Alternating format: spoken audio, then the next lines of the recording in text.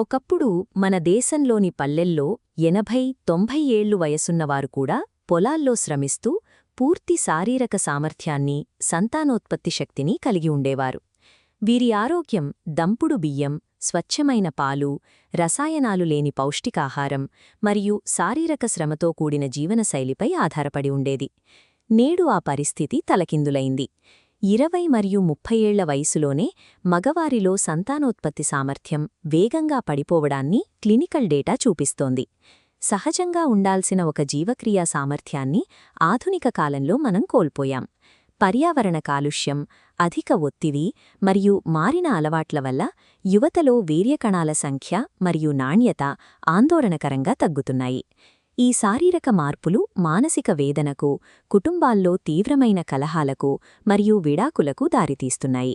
పరిష్కారం కోసం చేసే తొందరపాటులో చాలామంది కృత్రిమ హార్మోన్లు మరియు రసాయన చికిత్సలను ఎంచుకుని తమ అంతర్గత హార్మోన్ల వ్యవస్థను శాశ్వతంగా దెబ్బతీసుకుంటున్నారు.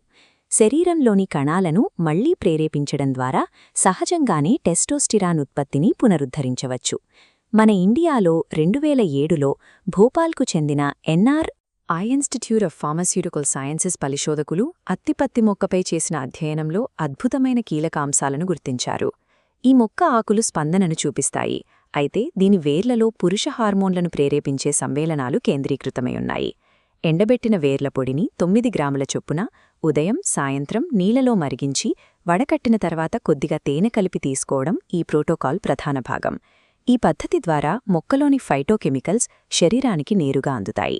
ఈ వేర్ల నుండి వెలువడే క్వినైన్స్ మరియు ఫ్లావనాయిడ్స్ అనే ఆల్కలాయిడ్స్ రక్త ప్రవాహంలోకి ప్రవేశిస్తాయి. ఇవి వృషణాల్లోని నిద్రాణంగా ఉన్న లేడిక్ సెల్స్ను చేరుకుని వాటిని తిరిగి క్రియాశీలం చేస్తాయి. ఈ కణాలు టెస్టోస్టెరాన్ హార్మోన్ను ఉత్పత్తి చేసే సహజ కర్మాగారాలుగా పనిచేస్తాయి. హార్మోన్ స్థాయిలు పెరగడంతో పాటు వీర్యకణాల ఉత్పత్తి వేగం కూడా పెరుగుతుంది. ఈ ప్రక్రియ శరీరం తన స్వంత తయారీ వ్యవస్థను తానే రిపేర్ చేసుకునేలా చేస్తుంది. పరిశోధనల ప్రకారం 12 రోజుల్లోనే టెస్టోస్టిరాన్ స్థాయిలలో 25% వృద్ధి నమోదైంది. అదే కాలపరిమితిలో శారీరక మరియు లైంగిక సామర్థ్యం 38% పెరిగింది. ఈ గణాంకాలు సహజ సమ్మేళనాలు, సింథటిక్ మందులతో సమానమైన ఫలితాలను వేగంగా ఇవ్వగలవని నిరూపిస్తున్నాయి. కేవలం కణాల సంఖ్య పెరగడం మాత్రమే సరిపోదు. ఆ కణాలకు కదిలే శక్తి లేదా మొటిలిటీ అవసరం.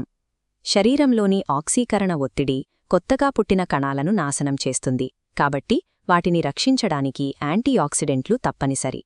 సెలీనియం అనే మూలకం కణాలను ఆక్సీకరణ నష్టం నుండి రక్షించడంలో కీలక పాత్ర పోషిస్తుంది. పూర్తి కోలుకోవడానికి హార్మోన్ల ప్రేరేపణతో పాటు పోషకాల రక్షణ కూడా జరగాలి. వాస్తవానికి బ్రెజిల్ నట్స్ సెలీనియంకు అత్యుత్తమ వనరుగా పనిచేస్తాయి. కేవలం 100 గ్రాముల బ్రెజిల్ నట్స్ తీసుకుంటే అందులో 117 మైక్రోగ్రాముల సెలీనియం లభిస్తుంది. వీటిని 10 నుండి 12 గంటల పాటు నానబెట్టి పండ్లతో కలిపి తీసుకోవడం వల్ల శరీరానికి పోషకాలు సులభంగా అందుతాయి. అత్తిపత్తి వేర్ల కషాయం హార్మోన్ల ఉత్పత్తిని ప్రారంభిస్తే బ్రెజిల్ నట్స్ ఆ కణాలను దెబ్బతినకుండా రక్షిస్తాయి. జీవశాస్త్రానికి అనుగుణంగా ఉండే ఇలాంటి అలవాట్లు స్థిరమైన ఆరోగ్యాన్ని. ఇంకా ఇలాంటి ఉపయోగకరమైన ఆరోగ్య సమాచార వీడియోల కోసం మా న్యూట్రీలైఫ్ తెలుగు ఛానల్ను లైక్, షేర్, సబ్స్క్రైబ్ చేయండి. అలాగే కొత్త వీడియోలు మిస్ కాకుండా బెల్ ఐకాన్ను తప్పకుండా నొక్కండి.